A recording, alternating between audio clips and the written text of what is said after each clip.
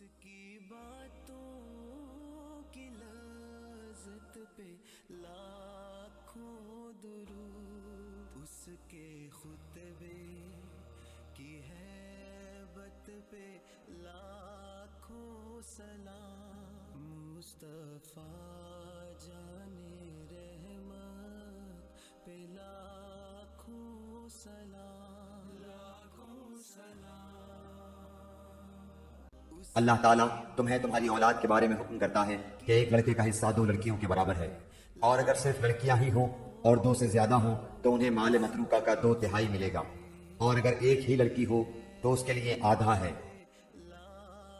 اور میت کے ماں باپ میں سے ہر ایک کے لیے اس کے چھوڑے ہوئے مال کا 6واں حصہ ہے، اگر اس میت کی اولاد ہو، اور اگر اولاد نہ ہو اور ماں باپ وارث ہوتے ہوں تو اس کی ماں کے لیے 3واں حصہ ہے۔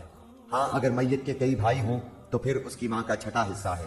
یہ حصے اس وصیت کی تکمیل کے بعد ہیں جو مرنے والا کر گیا ہو، یا ادائے فرض کے بعد۔ اس کے خطبے کی ہیبت پہ لاکھوں سلام، مصطفیٰ جان رحمت پہ لاکھوں سلام، لاکھوں سلام۔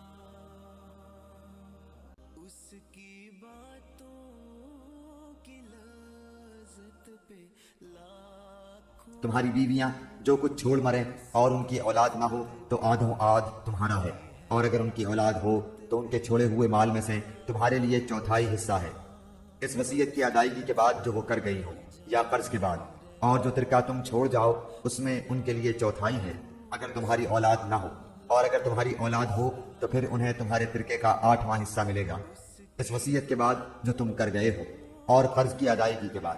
اور جن کی میراث لی جاتی ہے وہ مرد یا عورت کلالہ ہو، یعنی اس کا باپ بیٹا نہ ہو اور اس کا ایک بھائی یا ایک بہن ہو، تو ان دونوں میں سے ہر ایک کا 6واں حصہ ہے، اور اگر اس سے زیادہ ہو تو 1/3 میں سب شریک ہیں، اس وصیت کے بعد جو کی جائے اور قرض کے بعد، جبکہ اوروں کا نقصان نہ کیا گیا ہو۔ یہ مقرر کیا ہوا اللہ تعالیٰ کی طرف سے ہے، اور اللہ تعالیٰ دانا ہے، بردبار۔ اس کی باتوں کی لذت پہ لاکھوں درود، اس کے خطبے کی ہیبت پہ لاکھوں سلام، مصطفیٰ جان رحمت پہ لاکھوں سلام، لاکھوں سلام۔ آپ سے فتویٰ پوچھتے ہیں، آپ کہہ دیجئے کہ اللہ تعالیٰ خود تمہیں کلالہ کے بارے میں فتویٰ دیتا ہے۔ اگر کوئی شخص مر جائے جس کی اولاد نہ ہو اور ایک بہن ہو تو اس کے لیے چھوڑے ہوئے مال کا آدھا حصہ ہے، اور وہ بھائی اس بہن کا وارث ہوگا اگر اس کی اولاد نہ ہو۔ بس اگر بہنیں 2 ہوں تو انہیں کل چھوڑے ہوئے کا 2/3 ملے گا، اور اگر کئی شخص اس ناطے کے ہیں، مرد بھی اور عورتیں بھی، تو مرد کے لیے حصہ ہے مثل 2 عورتوں کے۔ کی باتوں کی لذت پہ لاکھوں درود، اس کے خطبے کی ہیبت۔ سعد بن ابی وقاص رضی اللہ عنہ نے بیان کیا کہ نبی کریم صلی اللہ علیہ وسلم حجۃ الوداع میں میری عیادت کو تشریف لائے۔ میں نے عرض کیا، یا رسول اللہ صلی اللہ علیہ وسلم، میں اپنے سارے مال و دولت کی وصیت کر دوں؟ آپ نے فرمایا کہ نہیں۔ میں نے پوچھا، پھر آدھی کی کر دوں؟ آپ نے اس پر بھی یہی فرمایا کہ نہیں۔ میں نے پوچھا، پھر 1/3 کی کر دوں؟ آپ صلی اللہ علیہ وسلم نے فرمایا، 1/2 کی کر سکتے ہو، اور یہ بھی بہت ہے۔ اگر تم اپنے وارثوں کو اپنے پیچھے مالدار چھوڑو تو یہ اس سے بہتر ہے کہ انہیں محتاج چھوڑ دو کہ لوگوں کے سامنے ہاتھ پھیلاتے پھریں۔ اس میں کوئی شبہ نہیں کہ جب تم اپنی کوئی چیز اللہ کے لیے خرچ کرو گے تو وہ خیرات ہے، یہاں تک کہ وہ لقمہ بھی جو تم اپنی بیوی کے منہ میں ڈالو گے وہ بھی خیرات ہے۔